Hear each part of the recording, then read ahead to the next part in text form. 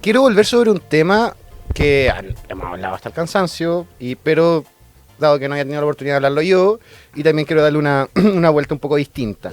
Y tiene que ver con la agresión a la ministra Lincoln Lado durante la semana pasada, que fue el miércoles, creo, ¿no? En la Universidad Austral. Creo que sí, porque justo no alcanzamos a hablarlo. No lo hablamos. Bueno, lo primero creo que es positivo que, a diferencia de lo que fue María Música, por ejemplo, cuando le dio el jarrón de agua a la ministra Jiménez. de la Jara. No, Jiménez. Jiménez de la Jara. Mónica Jiménez de la Jara. Que en paz descanse de todo esto. Sí. Esto recibió una condena transversal, y eso es muy relevante. Segundo, abrió espacio a discusiones bien largas que fueron hacia arriba, hacia abajo, hacia el frente, hacia atrás, como fueron varias aristas.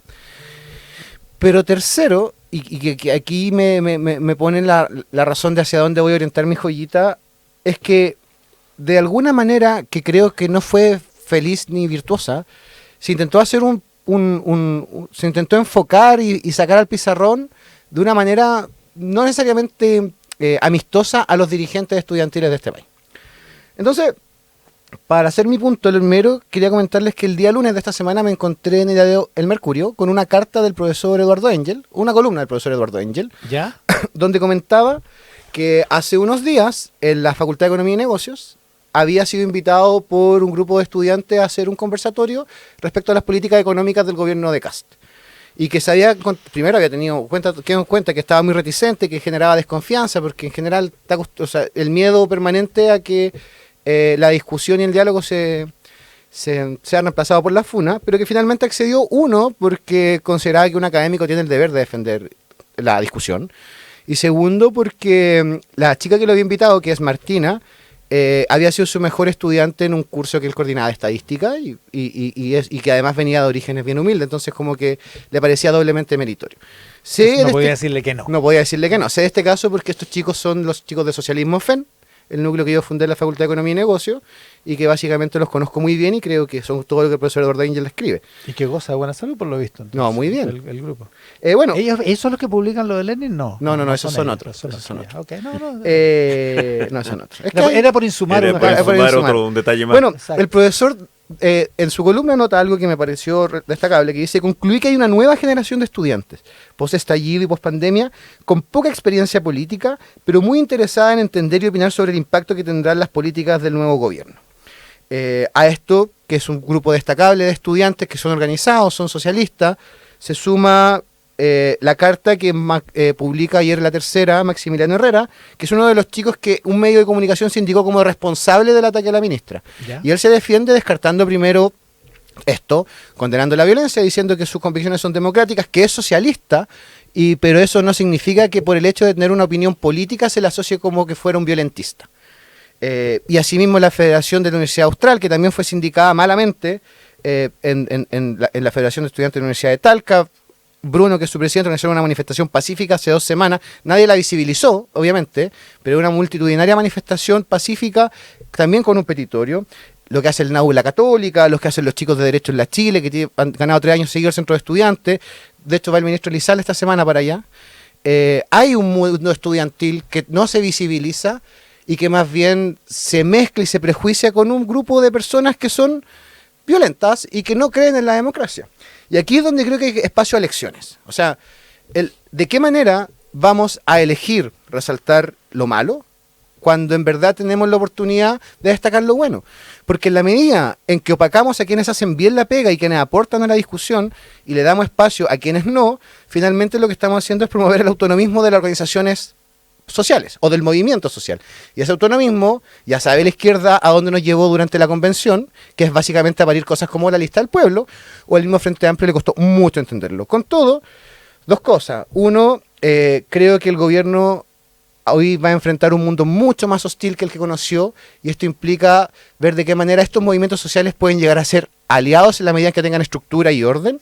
Y segundo, a que aquí nunca nos debiésemos negar a distinguir que no todas las personas son violentas y que el hecho de ser un dirigente social en ningún caso es para ser estigmatizado o cuestionado, menos a través de los medios de comunicación. Así que también recomiendo la columna del profesor Eduardo Engel. Eso está en el Mercurio del Mercurio del lunes.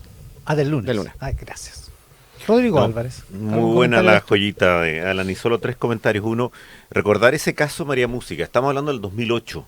le tira un jarro de agua a una ministra. Y tú tienes razón, que en ese momento fue criticada por mucha gente, pero no de la manera que ha sido estos últimos eventos. Y yo creo que hay una línea directa en el tiempo, si estas cosas se van deteriorando en el tiempo. Cuando tú aceptas algo, un hecho de violencia, 10 años después tienes consecuencias mucho, mucho peores como esta. Así que es bueno ese recuerdo. Segundo, una de las cosas que a mí más me impacta es el espacio en que se da. Porque una agresión, violencia absolutamente inaceptable. Estamos hablando de una universidad. Estamos hablando de la apertura de un año académico, estamos hablando de símbolos absolutamente necesarios para el debate. Y el nivel de violencia, el nivel de insultos, el nivel de gritos, esa disociación total con la consideración a que es una dichos persona. Racistas por su origen mapuche. Y iba a ir a ese tercer punto. Y el tercer punto que a mí más me impacta también es que, lo comentábamos el otro día con una persona, las voces ausentes después. ¿Dónde están los movimientos feministas criticando el trato a una mujer de esta forma? Pero a mí más me impactaba dónde están los representantes de los pueblos originarios criticando el ataque a la etnia.